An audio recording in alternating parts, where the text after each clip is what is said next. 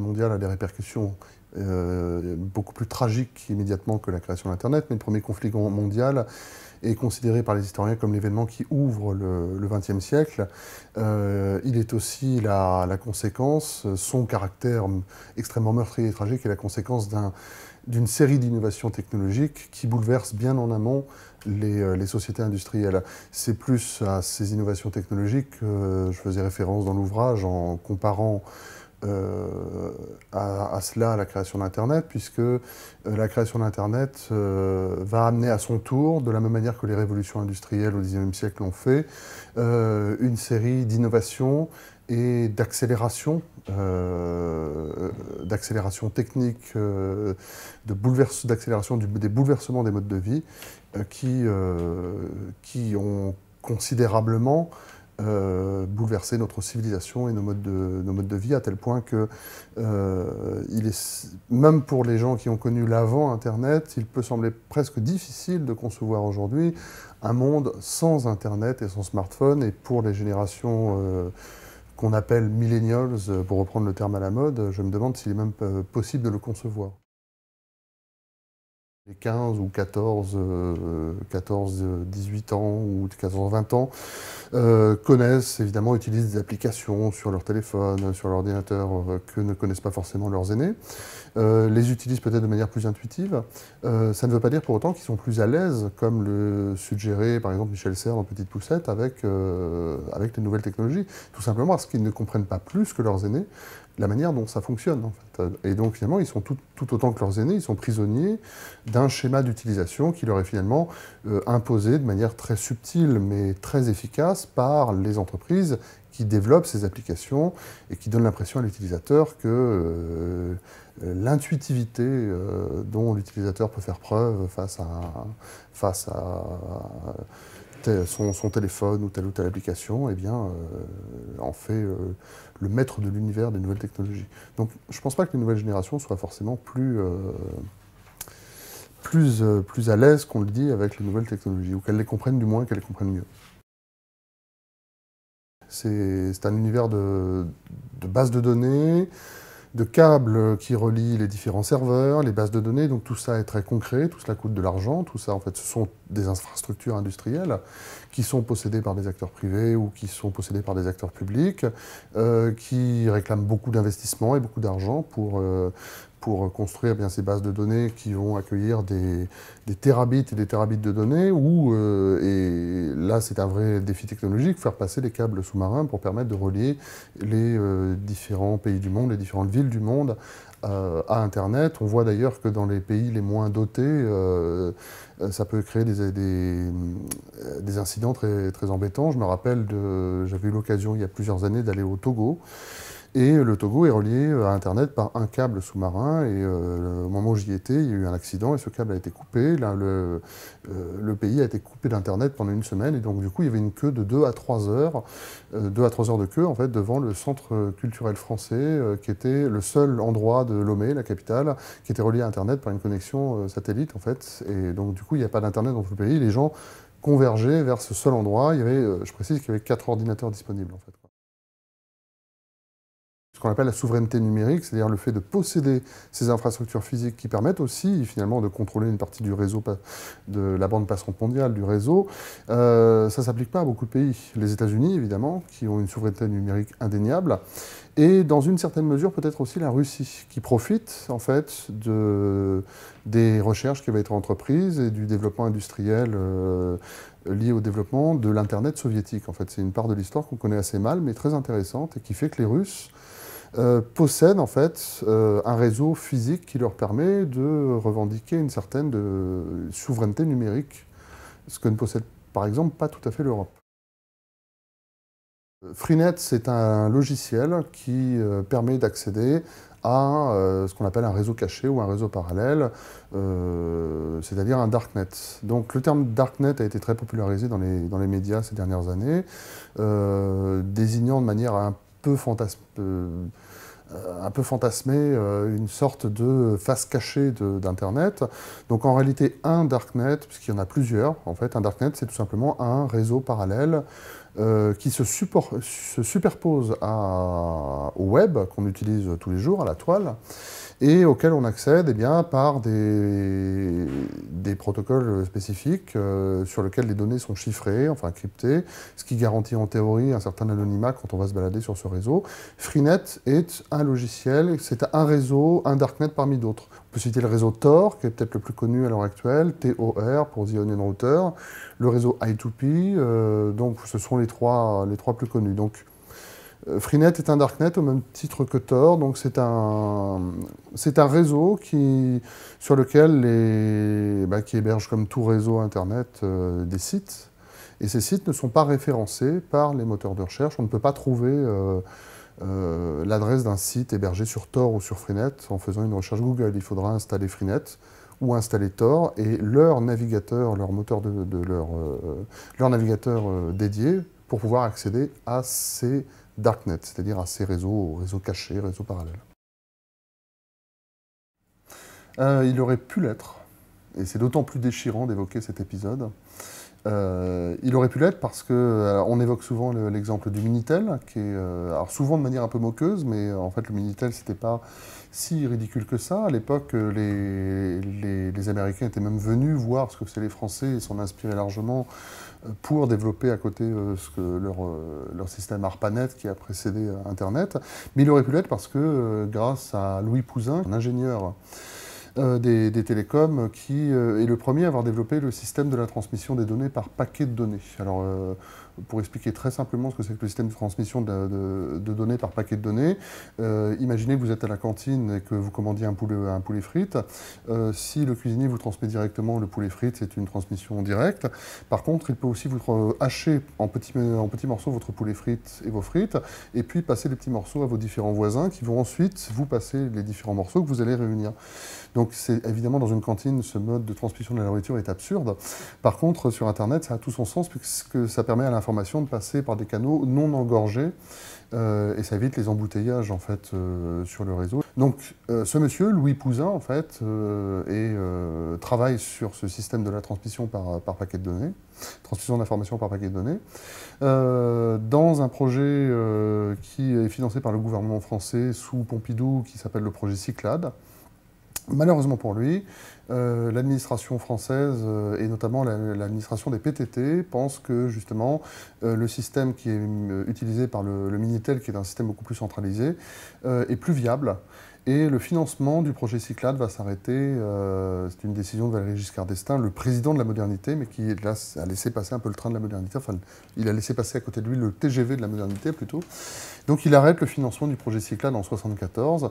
Et eh bien, ce sont les États-Unis qui vont, eux, continuer à travailler sur ce protocole en fait, de transmission des informations sur le réseau et qui vont le mettre en application avec ARPANET, puis avec Internet. En l'espace de quelques années, le protocole TCP/IP, Transmission Control Protocol, va devenir le protocole universel en fait. Bien, on connaît le sort malheureux du Minitel, hein, qui a d'ailleurs, c'est un paradoxe, qui a d'ailleurs ralenti de plusieurs années l'intégration de la France dans l'économie numérique.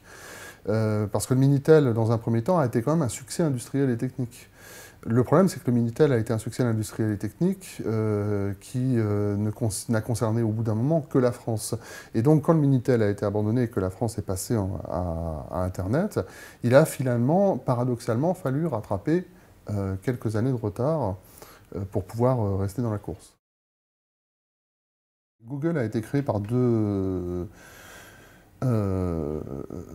petits génies, en fait, deux étudiants de l'université c'est Palo Alto en Californie, enfin de la Silicon Valley, en fait. Sergey Brin, dont les parents ont émigré d'Union soviétique aux États-Unis, qui est un petit génie des mathématiques, et Larry Page, en fait, qui va rencontrer donc Sergey Brin sur un campus en Californie. Et donc, pour la petite histoire, ils vont commencer à... En fait, l'idée de génie qu'ils ont eue, c'est d'adapter le système de référencement universitaire des articles au référencement des recherches sur Internet. C'est-à-dire que quand on fait une recherche sur Google, l'algorithme de Google va aller chercher en fait, les occurrences en prenant en compte en fait, les résultats en fonction des pages les plus lues comment dire, du nombre de liens qui existent sur tel ou tel site et de la popularité de tel ou tel site. Ce qui fait que, par exemple, si on lance un blog et qu'on veut lui faire avoir rapidement une audience assez importante, c'est toujours conseillé de multiplier les liens dans son propre blog parce que l'algorithme de Google va, du coup, classer un peu mieux ce blog dans sa chaîne de résultats. Alors, en fait, c'est assez amusant d'ailleurs parce que les deux se basent sur un système qui est en fait universitaire, c'est-à-dire que l'obsession des universitaires, souvent, c'est de regarder d'abord dans un livre, en fait, qui les cite. Et les deux, en fait, évoluent d'abord dans un univers universitaire, en fait. Enfin, quand ils se rencontrent, ils s'apprêtent tous les deux comment dire, à démarrer, je crois, l'équivalent du doctorat. Donc, ils connaissent bien ce système et donc ils l'appliquent au référencement, à leur projet de moteur de recherche. Il existe déjà des moteurs de recherche à ce moment-là. L'ancêtre, c'est le moteur de recherche Archie. Il y en a d'autres, mais Google va rapidement devenir le plus efficace. Au départ, ils ont commencé dans le garage de Page, il me semble, et il se trouve qu'ils cherchent des investisseurs et on leur propose de racheter, en fait. Eux réclament 1 million de dollars, on leur propose 750 000. Et puis après, comme une discussion qui est assez longue, inconciliable, il refuse cette offre. Alors, si je ne me trompe pas d'ailleurs, c'est AltaVista, je crois, qui propose de racheter Google. Offre refusée, puis du coup, en fait, les dirigeants d'AltaVista en fait, refusent de surenchérir, en fait, refusent comment dire, de donner 1 million de dollars à Page et Brin. Et puis bah, finalement, ce qui va se passer, c'est que 10 ans plus tard, Google est l'une des entreprises les plus cotées en bourse et AltaVista a disparu. Donc quelquefois, il vaut mieux rater une affaire en fait.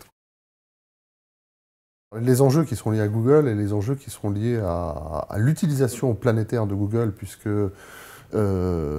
aujourd'hui c'est plus de 3 milliards d'utilisateurs quotidiens, en fait. Tout le monde fait sa petite prière à Google. En fait, Google est devenu le grand confesseur numérique mondial. Tout le monde se confie à Google, lui confie ses prières et ses requêtes. Il y a même d'ailleurs, de manière assez rigolote, il y a une église, un truc un peu parodique, une église de Google qui s'est créée pour démontrer en 9 points que Google est un dieu, parce que Google est omnipotent, Google répond toujours aux prières, Google est omniscient, etc. Mentalplex est un poisson d'avril qui a été lancé par Google en 1998, donc les premières années de sa création. Donc les deux fondateurs de Google ont pris l'habitude de chaque année de lancer un poisson d'avril, donc à la date du 1er avril. Alors Mentalplex, je ne sais plus si c'est 1998 ou si c'est un petit peu après, enfin c'est les premières années d'existence de Google, et c'est un poisson d'avril très drôle, mais en même temps c'est moins drôle quand on donc il est lancé en 2000. C'est moins drôle quand on y pense maintenant. C'est drôle sur le moment parce qu'en fait, le poisson d'avril est le suivant, c'est-à-dire que Google, en fait, le 1er avril, annonce à ses utilisateurs qu'il a développé un nouvel outil révolutionnaire qui s'appelle Mentalplex. Et donc cet outil permet, en fait, au moteur de recherche Google de lire dans les pensées des utilisateurs de Google pour pouvoir affiner ses résultats de recherche et savoir même, avant même que l'utilisateur n'ait formulé sa requête, quelle requête l'utilisateur va formuler et pour pouvoir lui donner les résultats de recherche les plus parfaits. Et donc, il y a un lien sur la page de Google, comme aujourd'hui, comment on appelle ça, les doodles, en fait. Donc, on peut cliquer sur le lien. Donc, là, l'utilisateur découvre une page, une sorte de guide d'utilisation de Mentalplex, où on explique que les résultats donnés par Mentalplex, alors, ils sont rigolos parce qu'ils utilisent tout un vocabulaire lié un peu à la SF, de manière très ironique. Donc, en fait, les résultats donnés sont liés à l'harmonisation des ondes cérébrales de l'utilisateur avec son ordinateur, avec les conditions météo, avec le taux d'oxygène dans l'air, enfin tout un tas de choses. Et donc, ce qu'il y a d'amusant, c'est que dans le Poisson d'avril de l'époque, il y a une petite phrase qui dit la société Google assure ses utilisateurs qu'elle ne fera aucune utilisation malveillante des pensées récoltées dans le cerveau des utilisateurs, entre parenthèses, sauf si on nous offre une somme très importante. Donc en 2000, c'est rigolo en fait de lire ça. En 2018, évidemment, Google n'est pas capable de lire dans les pensées, enfin on l'espère, pas pour l'instant, mais ça fait moins rire en fait, puisque avec un volume de plus de 3 milliards d'utilisateurs par jour, et le nombre de choses que les gens peuvent demander à Google, je dirais dans l'intimité en fait enfin, entre eux et leur... ça restera entre vous et votre fournisseur d'accès en fait.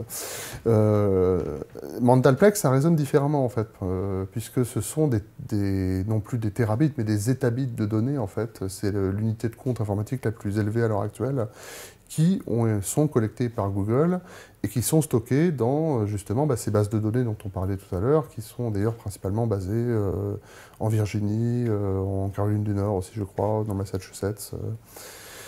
Donc du coup, Mentalplex, c'était une blague, ça le devient un petit peu moins en fait aujourd'hui. Google est tout de même aujourd'hui à une position de domination, je dirais presque totale en fait, dans l'économie numérique aujourd'hui. Donc c'est un géant industriel, c'est un géant économique, c'est aussi en termes de renseignement électronique, c'est aussi aujourd'hui peut-être l'outil en termes de renseignement électronique de masse le plus efficace qui existe, puisque comme je disais juste avant, tout à chacun se confie à Google. Donc ça donne, Google est une entreprise privée, mais elle est basée aux États-Unis. Je parlais tout à l'heure de souveraineté numérique, ça donne tout de même aux États-Unis une force de frappe dans l'économie numérique que personne d'autre ne possède à l'heure actuelle. Julian Assange, le fondateur de Wikileaks, raconte sa rencontre qui a eu lieu en Angleterre au moment où justement Assange va avoir tous les problèmes du monde avec le gouvernement américain. Il n'est pas encore enfermé dans son ambassade d'Équateur, donc il rencontre Eric Schmidt, PDG de Google, ou plutôt de l'entreprise Alphabet. Donc il y a cette rencontre au sommet entre le PDG le plus puissant du monde et Assange, qui fait un petit peu figure aussi, on va dire, quelque part de ponte de la culture alternative, le plus puissant du monde aussi en fait. Et Assange met en avant en fait dans le bouquin dans lequel il raconte cet entretien, il met en avant le fait qu'avec Eric Schmidt, il y a aussi tout un parterre d'officiels américains qui accompagnent Eric Schmidt, et Assange met en avant évidemment la relation incestueuse qui s'est établie entre le gouvernement américain et Google. Google développe aussi maintenant, à travers sa société Calico, les recherches génétiques et les recherches dans le domaine de l'intelligence artificielle, et notamment des recherches qui vont dans le sens de la programmation génétique, en fait, c'est-à-dire la capacité à la fois décoder le génome humain, à le reprogrammer. On est peut-être encore là un peu dans le domaine de la science-fiction, mais disons que ça peut ouvrir sur des extrapolations un peu inquiétantes aussi, en fait. J'avais oublié le CLUF, alors qu'il ne faut surtout pas oublier le CLUF. Le CLUF, en français, c'est le contrat de licence utilisateur. C'est le truc qu'on nous demande de lire quand on installe un logiciel, qui fait 30 pages ou 40 pages et qu'on fait défiler à vitesse rapide en cliquant sur « Accept ». En réalité, le CLUF, en fait, établit toute la relation entre l'utilisateur d'un logiciel et l'entreprise qui développe ce logiciel. Évidemment, si on installe un logiciel de dessin sur son ordinateur, en fait, les conséquences vont être minimes. Quoique une entreprise britannique qui vendait des jeux vidéo s'est quand même amusée à inclure une clause dans son CLUF, dans son contrat de licence utilisateur. Une des clauses du contrat, c'était en cliquant sur « Accept » et en installant tel logiciel de jeu, j'accepte de vendre mon âme à Satan. Et en fait, c'était un jeu concours lancé par la maison de la boîte de jeux vidéo, et ils se sont aperçus que 99% des gens n'ont absolument pas remarqué cette clause, et en fait, ils ont offert, je crois que le prix, c'était assez rigolo, parce que c'était un bon pour une panne de bière et un jeu vidéo gratuit, à ceux qui ont remarqué la clause et qui l'ont fait remarquer qu'envoyer un courrier. Alors, il y a des conséquences un peu plus embêtantes que ça, notamment, évidemment, en ce qui concerne les produits de Microsoft, quand on installe Windows, ou quand on s'inscrit sur Facebook et qu'on lit à vitesse rapide les conditions d'utilisation. Puisque alors, Facebook a été récemment obligé de modifier un peu, vu les problèmes qu'ils ont eus de ces conditions d'utilisation, mais bon, ça reste toujours très, très nébuleux, mais en gros, on accepte finalement plus ou moins que son image, ses contacts, les données apportées à Facebook, les métadonnées, c'est-à-dire pas les données c'est le contenu, les métadonnées c'est par exemple la durée d'un message, la géolocalisation de l'expéditeur, du destinataire du message.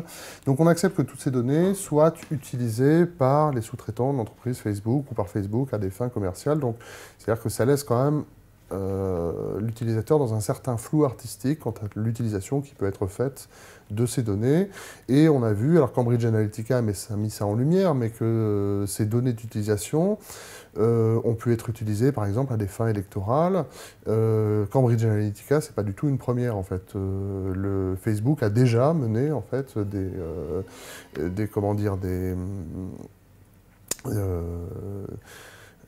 des études statistiques à grande échelle sur son panel, sur des millions d'utilisateurs, pour déterminer à peu près comment les gens votent en fonction du message, de la manière dont Facebook, par exemple, organise son fil d'actualité. En fonction si le fil d'actualité est orienté sur les publications des amis ou sur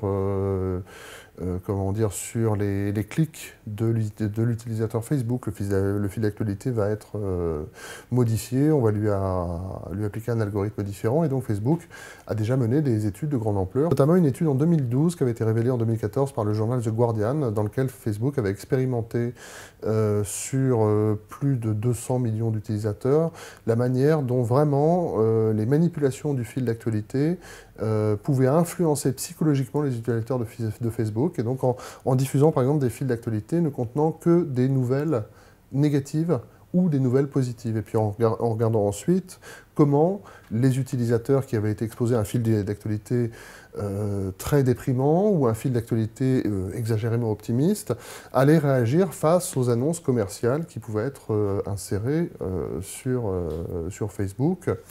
Autre exemple aussi, les faux amis ou les amis, c'est quelque chose que la firme Facebook a pratiqué aussi, c'est-à-dire de proposer à un utilisateur, voilà, on vous rémunère si vous acceptez de faire remonter une partie des données générées par votre propre trafic d'amis, ou si vous allez même plus loin, si vous acceptez de suggérer l'utilisation de tel produit commercial. C'est des initiatives que Facebook a prises dès les années 2010, c'est-à-dire sous couvert de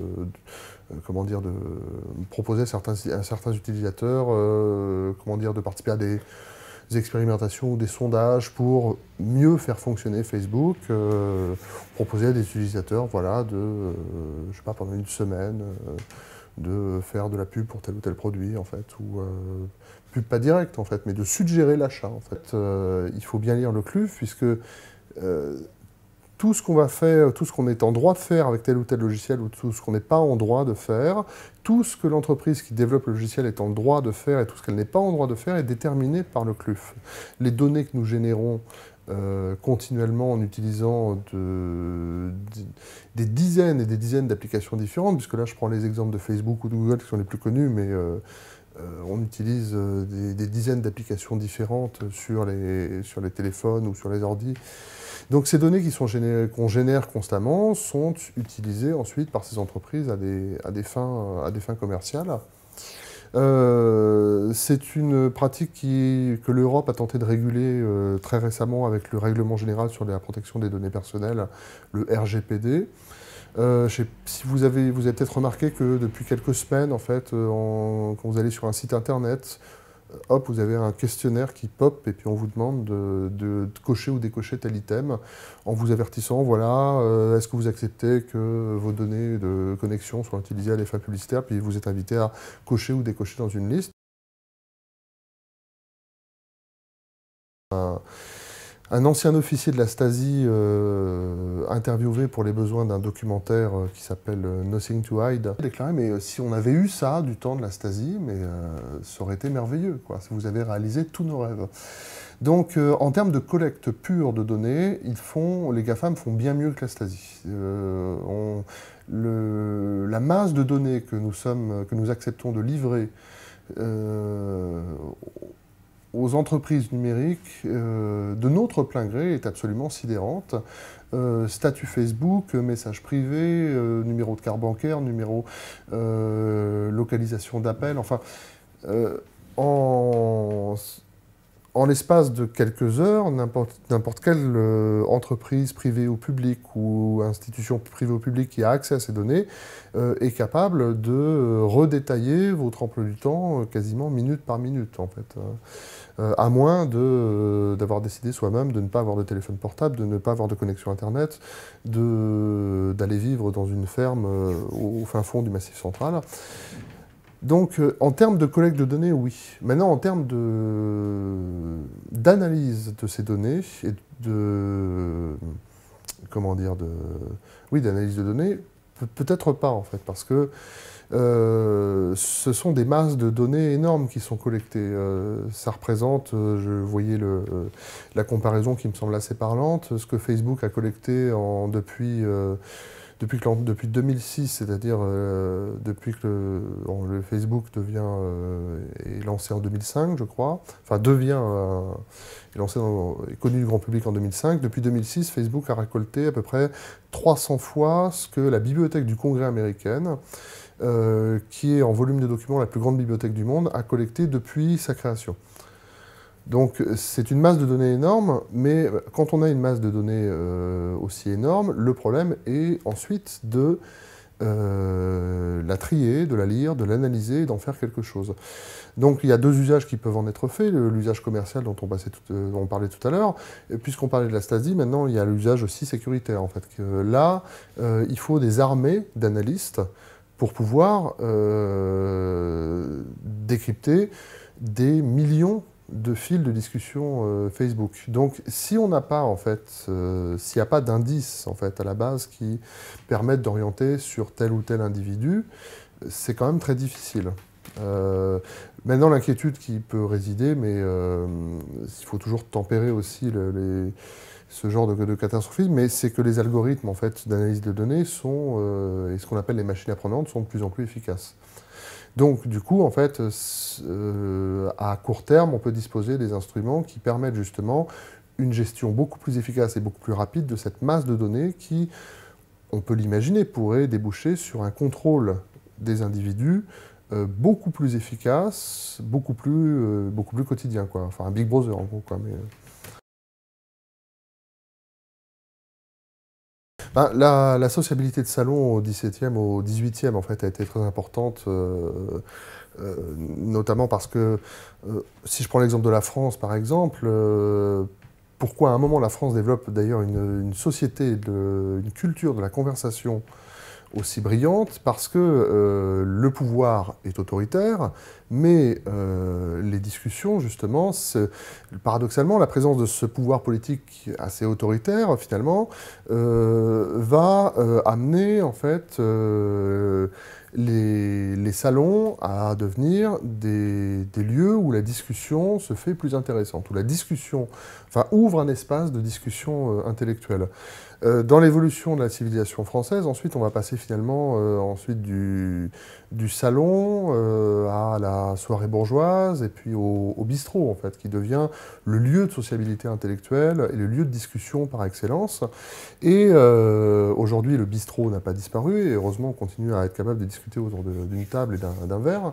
Mais il y a quelque part dans les réseaux sociaux, notamment dans Facebook, cette idée d'une forme de retour à une société de salon, mais alors à une échelle démultipliée, puisque à partir du moment où vous avez 50 ou 100 ou 250 amis sur Facebook et que les amis des amis peuvent aussi s'inviter, ça fait vraiment un gros salon en fait, quoi. Ce qui tend d'ailleurs à gommer aussi, dans l'esprit des utilisateurs, la différence entre espace public et espace privé. Qu'est-ce que c'est que Facebook exactement et qu'est-ce que c'est qu'un mur Facebook? Est-ce que c'est un espace public? Est-ce que c'est un espace privé? Il suffit qu'un article dérange un petit peu pour avoir soudain une avalanche de 600 ou 700 commentaires en fait, qui vont continuellement s'auto-alimenter. Mais il y a quand même dans la structure même des relations entre amis Facebook telles que Facebook l'a conçu, il y a cette idée en fait des salons du 18e. Il y a une autre comparaison que je fais aussi, c'est avec le Combray de Marcel Proust. Là, c'est plus sécuritaire, c'est-à-dire que dans le Combray de Marcel Proust, Combray, c'est le village donc imaginaire dans lequel Marcel Proust, enfin le narrateur, passait son enfance ou une partie de son enfance. Et donc, quand il décrit Combray Combray comme un petit village où tout le monde se connaît. Un étranger à Combray, c'est quelque chose qui n'est pas envisageable. Et au centre presque de Combray, il y a la tante Léonie, donc, qui de sa chambre, qui est toujours dans sa chambre, qui reste tout le temps dans sa chambre, qui de sa chambre guette les rues, la rue centrale de Combray où tout le monde passe, et elle sait si Madame Renard, qui va à la messe, va être en retard pour l'élévation. La tante Léonie guette tout et sait tout. Et ça m'a amusé de voir dans la recherche, dans Proust, cette évocation du panoptique de Bentham, en fait, c'est-à-dire du gardien central qui peut tout voir, puisque dans le cas des salons numériques de Facebook, il y a à la fois une sorte de panoptique symétrique et horizontale, tout le monde surveille tout le monde, ou est capable de surveiller tout le monde, et puis il y a quand même l'idée encore qui est restée du panoptique on va dire plus centralisé de Bentham, c'est-à-dire qu'il y a quand même un surveillant général, c'est Facebook lui-même en fait, quoi.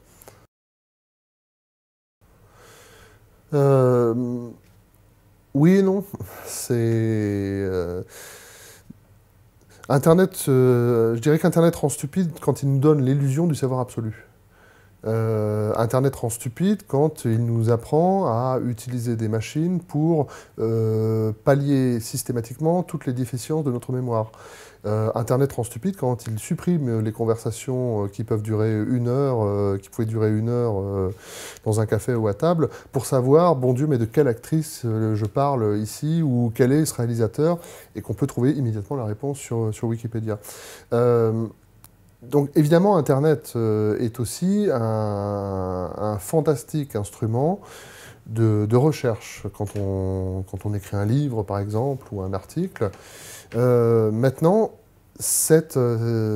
Internet donne cette illusion de l'accès au savoir absolu. J'en parlerai encore de Michel Serres, en fait, on va croire que je lui en veux, mais son idée de la petite poussette et de la mémoire externalisée. Elle est très séduisante, évidemment, sur le papier. C'est-à-dire le fait de se dire, ah bah, finalement, tout est simple, puisqu'on a externalisé notre mémoire, et donc on peut trouver, en fait, des ressources mémorielles supplémentaires grâce à cette externalisation. Le problème, c'est qu'est-ce qui se passe quand la mémoire externe n'a plus de batterie, en fait, quoi. Comment on fait, quoi.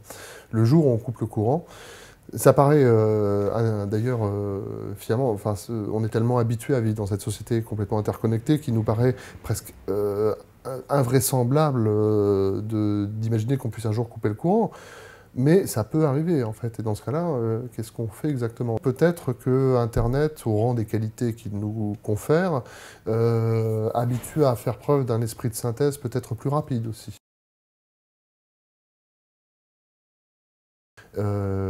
Évidemment, c'est très séduisant pour tout un tas de gens qui veulent s'adonner à des activités, différentes activités illégales. Ça dépend, là encore, peut-être des activités, pour les passer rapidement en revue. Si vous vendez de la drogue ou de la pédopornographie, évidemment, l'objectif numéro 1, c'est de ne pas vous faire identifier pour ne pas vous faire prendre, tout en vous assurant que vous ayez des clients, en fait. Si vous êtes à la tête d'une organisation terroriste, je dirais que ça me paraît moins évident l'utilité d'un réseau qui reste quand même relativement confidentiel, sachant que un réseau djihadiste, par exemple, va vouloir développer à la fois une capacité opérationnelle, Il a des instruments plus rapides et plus simples, enfin il y a Telegram par exemple, la fameuse messagerie cryptée, et également faire du recrutement ou de la propagande, et je ne pense pas qu'évidemment que Tor ou Freenet soient les instruments les plus efficaces pour toucher, pour faire du recrutement et de la propagande. Maintenant, il n'y a pas que des criminels non plus sur ce type de réseau, il y en a, ça c'est clair, enfin, on peut acheter le marché de la drogue notamment, se démocratise et se popularise de plus en plus sur Tor notamment. Il y a aussi énormément de choses qu'on trouve sur l'Internet classique, c'est-à-dire des blogs, des sites politiques, des sites de musique, de vidéos, etc. On parlait des armes, de la drogue, du terrorisme, de la pédopornographie, il y a aussi les tueurs à gages. Alors maintenant, la question c'est de savoir, en fait, parce que évidemment, je n'ai pas non plus cherché à le savoir, je l'avoue, mais c'est ce qui me vient à l'esprit à chaque fois que j'ai pu voir un site comme Assassination Market, par exemple, ou un autre site où les types disent, voilà, on est 3 ou 4 tueurs, on opère au Canada et aux États-Unis, ou alors on opère en Belgique et en France, et on offre nos services. Pourtant, en fait, la question c'est, est-ce que c'est vrai ou est-ce que c'est du bidon, en fait, quoi. Est-ce qu'il y a vraiment, en fait, des types dont on peut louer les services sur Tor? Bon, j'avouerai que j'ai pas envoyé de message pour dire, voilà, j'ai été contrôlé par la RATP et j'aimerais bien, en fait, assassiner le contrôleur, donc est-ce que vous pouvez faire ça proprement?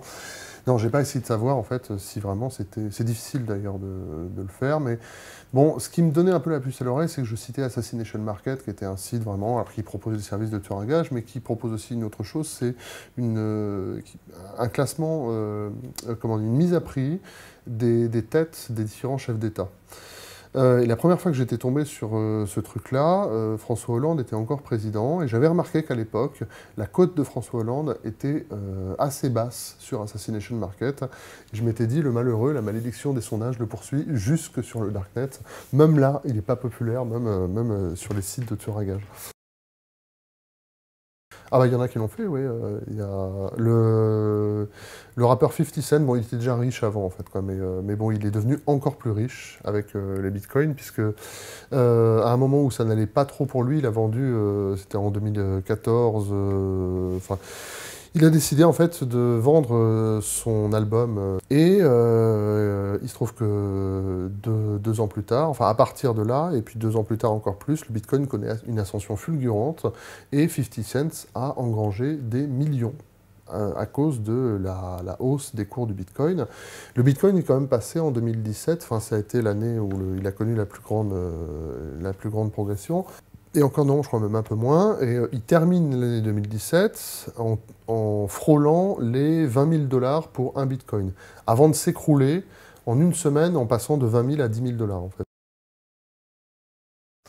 Alors, les risques ils sont assez difficiles à appréhender parce qu'on est tellement baigné dans cette société interconnectée qu'on a finalement du mal à concevoir les risques qu'on peut courir à utiliser ces outils de manière permanente. L'argument qui est souvent mis en avant, c'est finalement qu'est-ce que ça peut faire que je donne accès à mes données de navigation, à tant de données personnelles, puisque de toute façon, j'ai rien à me reprocher.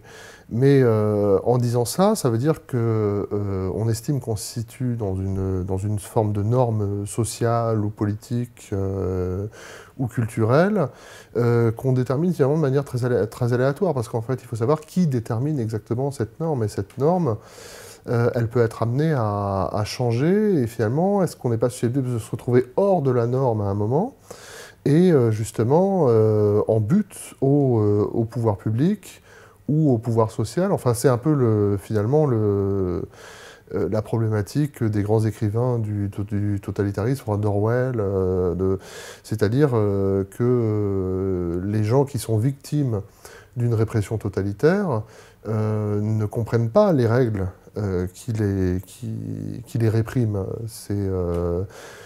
ou c'est ce que va expliquer Arendt à propos des totalitarismes, en fait. C'est le pouvoir central qui fixe ces règles. On vit pas dans des sociétés totalitaires. On parle souvent on dit oui, on est dans des formes de totalitarisme doux. On est dans des sociétés qui ne sont pas politiquement totalitaires. Enfin, je parle évidemment de la France ou des sociétés occidentales en général. Par contre, on est dans des sociétés qui ont des moyens de contrôle et de collecte des données bien plus importants que ceux des sociétés totalitaires. On parle souvent de la crise de la démocratie, mais les gens ont une grande confiance dans leur gouvernement démocratique, puisqu'ils estiment qu'il n'y a pas de problème, en fait. Finalement, les données qu'ils acceptent de livrer sur Internet sont collectées par des entreprises privées et sont possiblement collectées aussi par des autorités publiques qui peuvent en faire à peu près ce qu'elles veulent. Mais on part du principe qu'on vit dans des régimes qui restent des régimes libéraux, c'est-à-dire qui restent suffisamment respectueux des libertés individuelles pour ne pas faire n'importe quoi en fait avec ça. Donc je dirais qu'il y a un premier danger politique ici. Il y a un danger social aussi, c'est-à-dire que par exemple, si on va solliciter, je sais pas, des services sociaux, on veut s'inscrire dans une crèche, on veut contracter une assurance vie, on veut chercher du boulot, qu'est-ce qui nous dit qu'à un moment, ces données qu'on a finalement livrées sur Internet ne peuvent pas être utilisées par des acteurs privés ou publics pour nous interdire l'accès à certains services, services sociaux par exemple, ou à certains métiers, parce qu'on aura été un peu trop indiscret. Les recherches qu'on a pu effectuer sur Google ou ce qu'on a pu dire sur les réseaux sociaux va permettre de savoir qu'on souffre d'une malformation cardiaque ou quelque chose, nous empêcher d'avoir, je ne sais pas, tel type d'emploi, nous empêcher d'accéder à tel service social. Il y a la marchandisation aussi en fait, de l'individu elle-même. En fait, quoi. C'est-à-dire qu'au moment où, là en ce moment, on parle beaucoup le gouvernement évoque sans l'évoquer la possibilité d'étendre l'accès à la PMA, voire même d'autoriser la GPA. Ce que j'avais trouvé vraiment très dommage au moment de la manif pour tous, c'est que le débat, comme c'est malheureusement souvent le cas, s'était focalisé sur une espèce de dichotomie très arbitraire entre ceux qui sont opposés à la liberté, qui sont des homophobes intolérants, et ceux qui sont au contraire pour la tolérance, mais sans que quasiment jamais, en fait, on ne mette en avant des questionnements éthiques qui étaient, voilà, à partir du moment où vous pouvez concevoir un enfant avec l'aide de la médecine, vous pouvez aussi le concevoir selon des logiques purement commerciales, c'est-à-dire commencer à pratiquer une forme d'eugénisme basé sur le principe de l'enfant à la carte, en fait. Au niveau des risques, on va dire un peu plus individuels, en fait. Je parlais tout à l'heure du panoptique de Bentham, de la surveillance de tous par tous sur les réseaux sociaux. On poste quelque chose sur Facebook, on recueille un certain nombre de commentaires. Si un type se met à nous insulter, ou 10 types se mettent à nous insulter, je sais pas, on fait un post, on va être tenté de revenir dans la discussion parce qu'on se fait quand même insulter publiquement, en fait, quoi. Dans une discussion, dans une soirée, dans un bar, ou dans un repas, en fait, on peut régler la discussion directement, en vis-à-vis, en fait, quoi. Ça laissera peut-être quelques mauvais souvenirs, ça pourra même éventuellement mener à une altercation plus violente. Voilà, ça va se terminer peut-être éventuellement en pugilat. Mais sur Facebook ou sur Instagram ou c'est une forme d'emprisonnement en fait virtuel, c'est-à-dire que on va être amené à revenir constamment se justifier face à la déferlante de commentaires qu'a entraîné tel post. Et c'est chronophage, ça peut être aussi destructeur pour l'individu. Là-dessus, en fait, les risques sont réels aussi, dans le sens où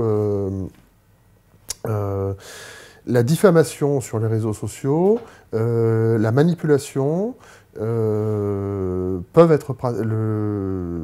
qui peuvent détruire des individus, peuvent être pratiqués à grande échelle, en fait.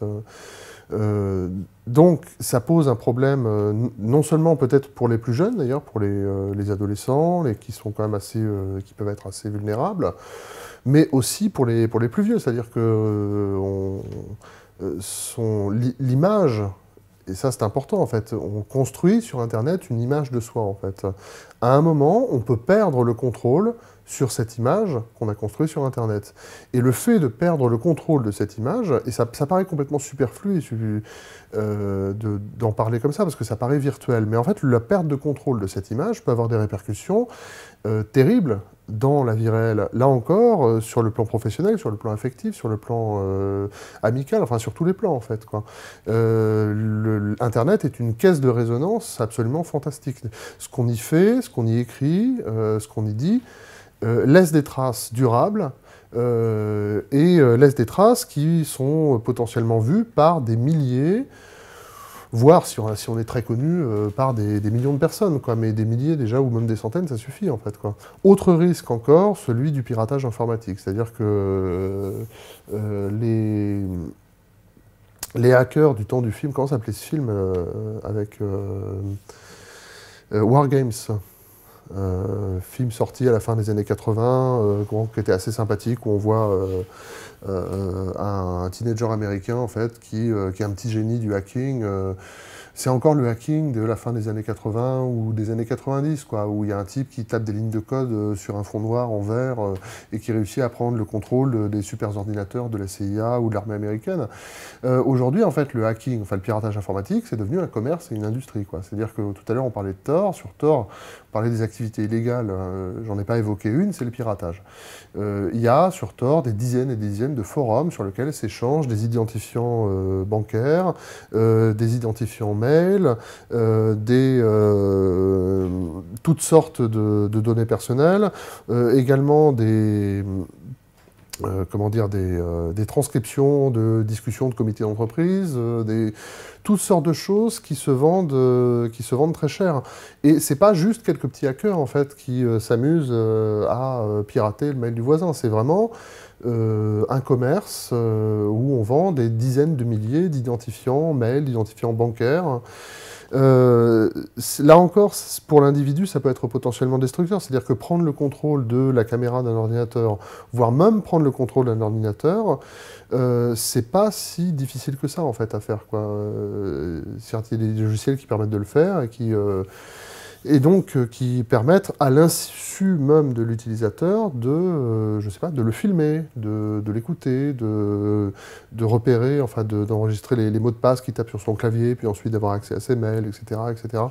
Au fur et à mesure qu'on entre dans une utilisation de plus en plus intensive d'Internet, et au fur et à mesure qu'on est plongé dans une société de plus en plus interconnectée, on est toujours plus vulnérable à ce type d'attaque. Et le problème, c'est qu'il faut, pour s'en protéger, développer des compétences techniques qui feraient de nous finalement des informaticiens aguerris en même temps que des paranos complets en fait, quoi. Personne en fait n'a les moyens ni le temps, à moins d'être un informaticien aguerri et un parano fini en fait, quoi.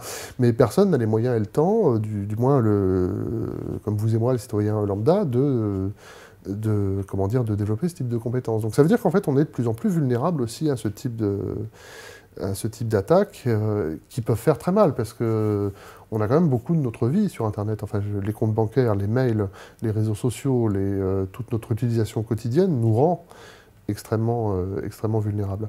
Donc voilà, je verrai les dangers en fait ici. C'est-à-dire au niveau politique, cette collecte massive de données, ça met quand même dans les mains de grandes entreprises ou de gouvernements un moyen de fichage des individus quand même très efficace. Je dirais même que les entreprises privées ont des moyens de fichage des individus plus efficaces que les gouvernements eux-mêmes. Sur le plan individuel, la réputation en fait, qui se construit sur les réseaux sociaux peut se retourner, peut être salie. Enfin, il suffit de voir Twitter, par exemple, à quel point aujourd'hui les politiques sont obligés peuvent se ramasser sur un tweet malheureux. ou alors les exploiter avec génie, comme ça a été le cas de Trump pendant sa campagne électorale, qui a su exactement comment exploiter, en fait, exister politiquement grâce à Twitter. Et sur le plan sécuritaire, l'extension du piratage informatique, enfin, quand je dis extension, les attaques de avril-mai 2017, ça a touché presque 200 000 ordinateurs utilisateurs et des institutions comme la Banque de Russie ou le système on va appeler ça le ministère de la Santé britannique, en fait, qui ont été bloqués pendant plusieurs heures, en fait, par des attaques informatiques dont l'ampleur n'avait jamais été vue jusqu'alors, en fait. Donc, il y a quand même des dangers qui sont réels, mais qu'on a du mal à réaliser parce qu'on est la tête dans le guidon, en fait, quelque part, et parce que la technicité nous empêche aussi peut-être d'en prendre complètement conscience, et parce que aussi l'ampleur, finalement, de ces dangers est suffisamment importante pour qu'on n'arrive pas, finalement, à réaliser ces risques. C'est ce qu'avait dit en tout cas Emmanuel Macron, qui avait appelé Qwant. Donc Qwant, c'est le moteur de recherche français, enfin avec quelques partenaires européens, mais c'est surtout français, donc KWANT, Qwant. C'était je ne sais plus quand Macron avait dit que c'est quand il était ministre des Finances. Donc il avait appelé Qwant le Google français. C'est une alternative. Alors au départ, techniquement, c'était pas tellement une alternative parce que Qwant a été accusé d'utiliser les résultats de recherche de Bing, qui est le moteur de recherche développé par Microsoft. Je dirais que depuis quelques années, techniquement, ils se sont améliorés, donc ils ont leur propre algorithme de recherche et ça devient de plus en plus efficace. C'est-à-dire que au départ, quand j'avais commencé à utiliser Qwant, je trouvais qu'en effet, je revenais sur Google parce que les résultats donnés par Qwant n'étaient pas très satisfaisants. Là, je trouve que maintenant, en fait, vraiment, ils se sont améliorés, c'est beaucoup plus intéressant. Alors maintenant, il y a en économie la théorie des vases communicants, en fait, quoi. C'est-à-dire que je connais les chiffres pour DuckDuckGo, qui est une autre alternative. C'est le moteur de recherche anonyme, DuckDuckGo, comme Qwant. Les deux garantissent à l'utilisateur qu'il n'y a pas de collecte de données, contrairement à ce que fait Google. DuckDuckGo, et je crois que Qwant est à peu près au même niveau, revendiqué a passé la barre des 10 milliards d'utilisateurs depuis sa création. Google, c'est plus de 3 milliards d'utilisateurs par jour. Donc là, on est face à un déséquilibre. Qwant aura beau être extrêmement efficace, tant que voilà, il n'y aura pas, à un moment, les vases communicants ne vont pas jouer en faveur de Qwant, l'alternative patriotique, elle va rester très mince, quoi. C'est Google qui domine le marché de manière écrasante des moteurs de recherche. Donc maintenant, après, peut-être qu'en effet, Qwant va réussir à devenir aussi un géant du numérique, mais il faut une telle masse aussi de financement et une telle capacité de recherche et développement que ça paraît difficile. Et puis il y a autre chose qui fait l'efficacité de l'algorithme de Google, c'est justement que Google capte les métadonnées de recherche et utilise ces données pour améliorer sans cesse, pour chaque utilisateur, la pertinence de ces résultats de recherche. Donc du coup, en fait, comme Qwant ou DuckDuckGo en fait, ne pratiquent pas en fait, cette collecte de métadonnées, donc ils sont obligés d'utiliser d'autres moyens, mais leurs résultats de recherche sont moins pertinents. Cela dit, je trouve que Qwant, autant DuckDuckGo, je l'ai utilisé aussi, je trouve que en termes de pertinence, c'est pas terrible. Qwant, ça s'est vraiment amélioré, quoi. Et puis ils ont un truc original, c'est leur présentation de page de recherche avec, ils présentent sur une même page les recherches, les résultats de recherche généraux, les résultats de ces recherches dans l'actualité, en vidéo, en images. C'est assez bien fait, mais bon, c'est un peu, pour l'instant, c'est David contre Goliath, et David n'a pas de lance-pierre, quoi. Alors là encore, ça reste... c'est une goutte d'eau dans l'océan, puisque le nombre d'utilisateurs de Tor, qui est le Darknet le plus populaire, c'est 3 millions d'utilisateurs par jour. Aujourd'hui, on est presque à 4 milliards d'utilisateurs quotidiens d'Internet, donc c'est vraiment une goutte d'eau dans l'océan. Néanmoins, en fait, là où c'est intéressant, en fait, ces réseaux, c'est que ce ne sont pas des réseaux qui utilisent les extensions qui sont gérées par l'ICANN, qui est l'institution internationale qui attribue les noms de domaine en .fr, en .com, en .ru, etc. Et qui est une institution au départ de droit américain, en fait. En 2016, l'ICANN a été... ces statuts ont été modifiés pour, d'une institution purement américaine, en faire une institution qui soit proprement parlée internationale, mais c'est toujours une institution de droit américain qui est dominée au conseil d'administration de l'ICANN, siègent les représentants justement des GAFAM. Alors, les Darknet, eux, il n'y a pas d'extension en .com, en .fr. C'est-à-dire que l'ICANN ne peut pas mettre en fait la création de sites sur Tor ou sur Freenet échappe complètement à la législation de l'ICANN. Donc du coup, ça crée véritablement des internets parallèles sur lesquels l'ICANN n'a pas le droit de regard, dans lesquels il est très difficile pour les autorités publiques, même si elles le peuvent et si elles le font, d'intervenir, et finalement, des internets parallèles où il n'y a pas cette domination, on ne ressent pas cette domination de Google, Facebook, même s'ils sont présents dessus. C'est-à-dire qu'il y a un Facebook sur Tor, par exemple. Il y a un Facebook avec une adresse en .oignon. Parce que Facebook a senti le vent tourner à un moment, et en 2016, ils se sont dit ça serait bien qu'on soit sur Tor aussi, notamment pour permettre aux internautes chinois, qui peuvent beaucoup plus difficilement accéder à Facebook en raison de l'existence du grand pare-feu chinois. Eux, ils vont sur Weibo ou sur QQ. Ça leur permet, en fait, Facebook s'est dit, grâce à Tor, on va pouvoir permettre aux internautes chinois d'accéder à Facebook sans se faire en contournant le pare-feu chinois. Donc, ce sont des alternatives auxquelles s'intéressent les GAFA eux-mêmes. Mais ce qui est intéressant, c'est qu'on a l'impression, quand on va sur Tor, ou plus encore, je dirais, sur Freenet, quand on va sur Freenet, de revenir à un Internet qui était celui du début du XXIe siècle, c'est-à-dire de la première, je dirais même la première moitié de la première décennie, les années 2000, 2005, avant justement que n'apparaisse Facebook, où les choses n'étaient pas aussi intuitives en fait. C'est-à-dire qu'on est obligé, c'est un peu la chasse au trésor, sur Freenet encore plus que sur Tor, on est obligé d'y aller à tâtons, faut pas cliquer quand même sur n'importe quoi, même si on exagère, il y a plein d'histoires horribles qui circulent sur Internet et qui racontent les déboires de malheureux utilisateurs qui se font kidnapper et découper en morceaux comment dire, parce qu'ils ont cliqué sur le mauvais lien sur Tor. Bon, ça participe du côté fantasmagorique du truc, mais bon, il faut quand même faire un peu attention. Puis bon, surtout à la base, c'est pas très simple en fait au départ à manier. Il faut installer le navigateur Tor, ensuite il faut aller taper sur Google, chercher le répertoire, le Hidden Wiki pour trouver qui répertorie des différentes adresses valides en .oignon. Ces adresses, c'est des suites de 16 caractères en fait, alphanumériques, c'est des lettres et des chiffres qui ne sont pas exactement parlants.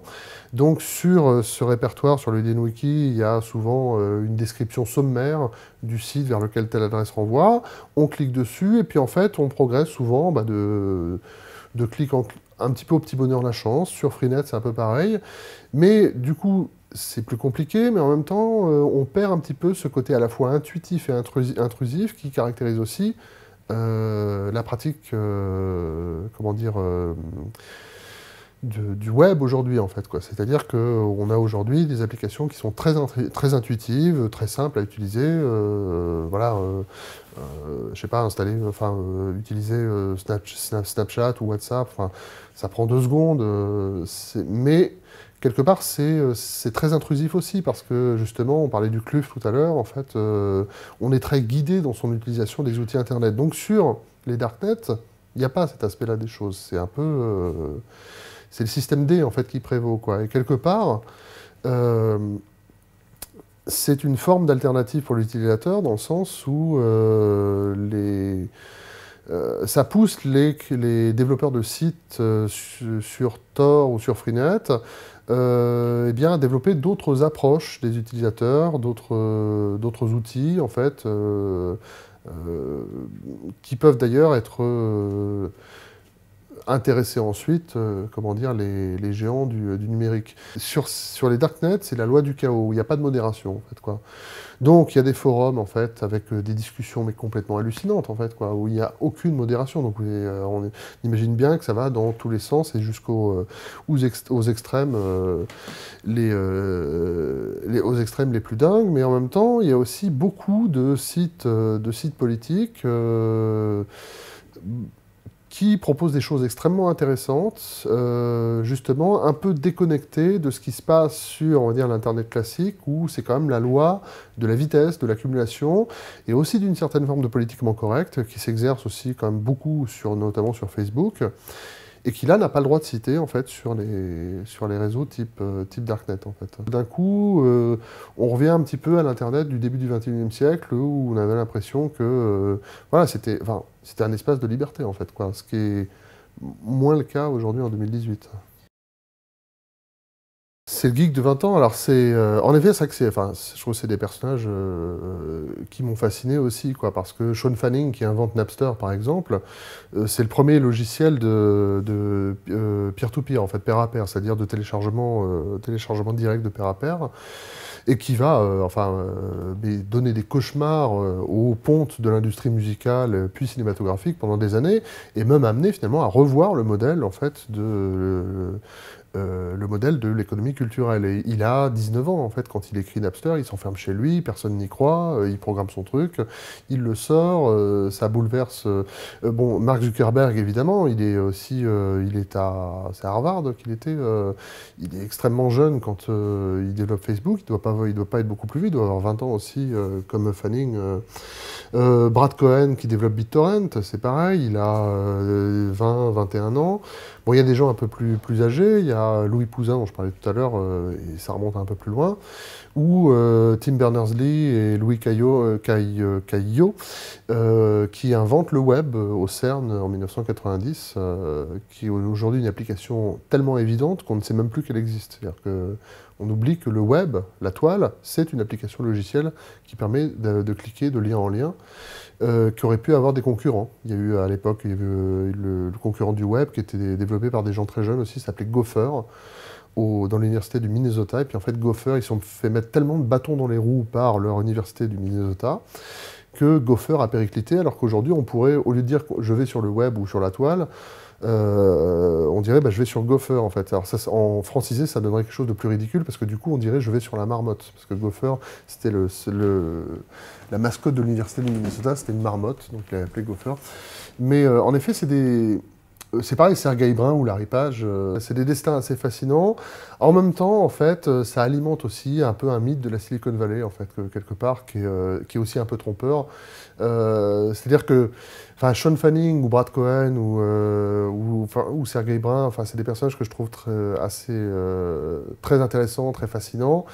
Et en même temps, il y a un petit peu, quelque part, voilà, c'est des personnalités qui vont alimenter aujourd'hui la fascination pour la modernité de tous ceux qui nous rabattent les oreilles avec la Startup Nation et qui vont prendre en disant « Regardez, les créateurs de Facebook, les créateurs de Google, ils ont changé leur époque. » Bah oui, ils ont changé leur époque parce qu'ils n'avaient pas justement en fait des espèces de donneurs de leçons postmodernes en train de leur répéter allez les jeunes, il faut changer votre époque. Non, ils n'écoutaient pas les gens comme vous en fait justement, quoi.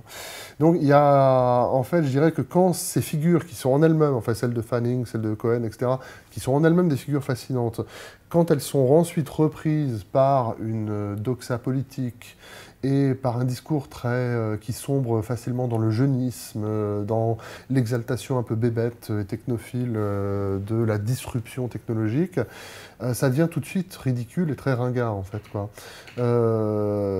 En effet, en fait, ces évolutions technologiques sont fascinantes et les individus qui les portent ont des parcours qui sont tout à fait romanesques en fait et passionnants. Maintenant, quand ça devient, comment dire, une injonction, quand ça devient une injonction politique, tout de suite, ça devient plus dérangeant et aussi plus ridicule, en fait, quoi. Et malheureusement, en fait, évidemment, ces figures-là alimentent aussi cette espèce de mythe jeune, beau et surfeur et doué en maths de l'étudiant start-upper de la Silicon Valley qui va fonder une start-up et devenir riche à millions. Alors, d'ailleurs, c'est marrant parce que c'est les crypto-monnaies récemment, en fait, qui ont comment dire, sont devenues la nouvelle boîte à fantasmes, en fait, quoi. C'est-à-dire que au tournant du XXIe siècle, il y a eu la folie des startups, justement, quoi, avec, d'ailleurs, l'écroulement de la première bulle, de la bulle du Nasdaq. Et puis, on parlait du Bitcoin tout à l'heure, il y a eu la folie du Bitcoin. À un moment, juste avant le Bitcoin, j'ai remarqué que c'était, il y a quelques années, c'était les jeux vidéo. Voilà, enfin pas tous les lycéens, mais enfin, une partie en tout cas des lycéens voulaient travailler dans les jeux vidéo parce que ça rapportait de l'argent, ça permettait de faire des jeux vidéo. Bon, pour les crypto-monnaies en 2017, c'était un petit peu le même, je dirais, comme pour une partie des gens qui il y a des gens qui sont lancés là-dedans très sérieusement, mais il y en a une partie, enfin, je crois que ça a fait rêver aussi une partie des jeunes, voire très jeunes générations, qui se sont dit, ça y est, c'est le moyen de gagner plein d'argent, en fait, en bousculant toutes les règles. Alors qu'en fait, c'est comme toujours, quoi. C'est beaucoup d'appelés et peu d'élus, quoi. Il y a 3000 crypto-monnaies qui existent à l'heure actuelle et il y en a plein qui apparaissent tout le temps et plein qui disparaissent en même temps, en fait, quoi. Donc il y a voilà, toujours cette même illusion, finalement, que les nouvelles technologies correspondent aussi à un coup de baguette magique qui, à un moment, vont soudain nous permettre de dépasser tous nos problèmes politiques, sociaux, culturels, économiques. Et cette fascination nous empêche aussi de voir, justement, tous les problèmes politiques, sociaux, culturels, économiques que ces bouleversements amènent avec eux, en fait, quoi. C'est le fait de comprendre, justement, ces risques, ces nouvelles problématiques amenées par ces bouleversements, qui a amené, justement, des gens comme Brun, comme Fanning, Cohen, justement, à prendre une petite longueur d'avance, ou Ian Clark, et à apporter eux-mêmes leur propre bouleversement, quoi.